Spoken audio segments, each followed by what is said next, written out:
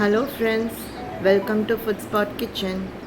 இன்றைக்கி நம்ம பூண்டு சட்னி எப்படி பண்ணுறதுன்றதை பார்க்கலாம். நல்லா காரம் ஜாரமாக இருக்கும். இட்லி, தோசை இது ரெண்டுக்குமே ரொம்ப சூப்பராக இருக்கும். எப்படி பண்ணுறதுன்றதை வாங்க வீடியோக்குள்ளே போய் பார்க்கலாம்.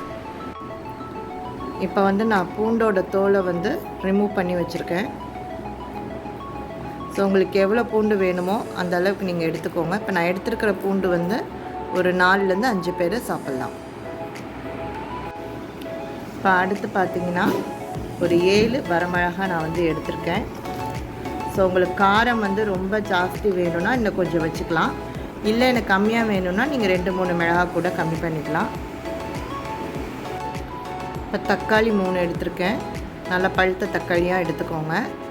இப்போ நம்ம பூண்டு, வரமிளகா, தக்காளி இதை வச்சு தான் நம்ம சட்னி அரைக்க போகிறோம்.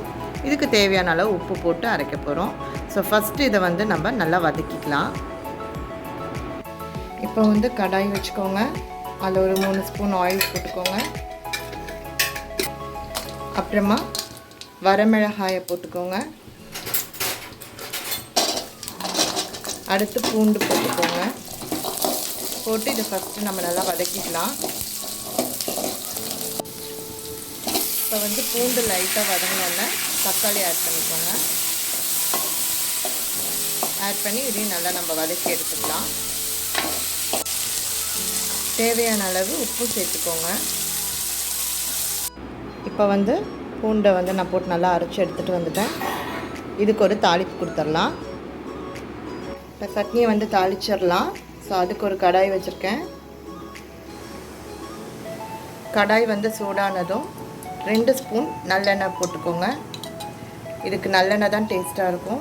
ஏன்னா காரமாக இருக்கிறனால நல்லெண்ணெய் சேர்க்கும்போது கொஞ்சம் காரமும் கம்மி பண்ணி கொடுக்கும். அதனால் நல்லெண்ணெய் போட்டுக்கோங்க. இப்போ எண்ணெய் சூடானதும் தாளிப்பு கொடுத்துருங்க. கடுகு, உளுந்தும் போட்டிருக்கோம்.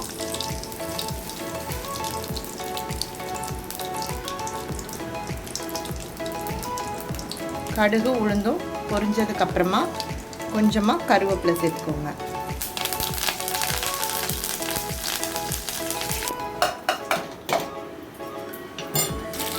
இப்போ அந்த தாளிப்பை நம்ம சட்னியில் கொட்டிடலாம்.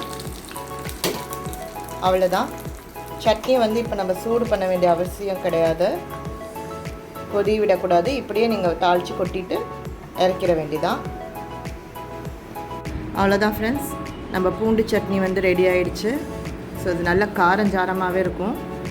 நீங்கள் வீட்டில் கண்டிப்பாக ட்ரை பண்ணி பாருங்கள். ட்ரை பண்ணிவிட்டு உங்களோட கமெண்ட்ஸை எனக்கு மறக்காமல் சென்ட் பண்ணுங்கள். என்னோடய வீடியோ உங்களுக்கு பிடிச்சிருந்ததுன்னா லைக் பண்ணுங்கள், ஷேர் பண்ணுங்கள், சப்ஸ்கிரைப் பண்ணுங்கள். மறக்காமல் பெல் பட்டனையும் ப்ரெஸ் பண்ணுங்கள். இன்னொரு வீடியோவில் வேறு ஒரு ரெசிபியோட மீண்டும் நான் உங்களை சந்திக்கிறேன். நன்றி, வணக்கம்.